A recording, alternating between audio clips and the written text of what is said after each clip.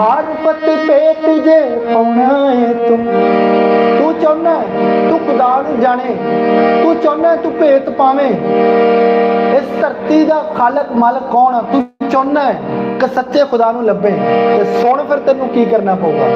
तेरे वचनां नूं मैं दिल च रख, ओहदे वचनां नूं पढ़ ओहदी बाइबल नूं। हालेलुया। अगर तू किसी भी कौम का तो उन्होंने सही लभ बाकी किताबां तेनू बाइबल तक लैके आ जाएंगे।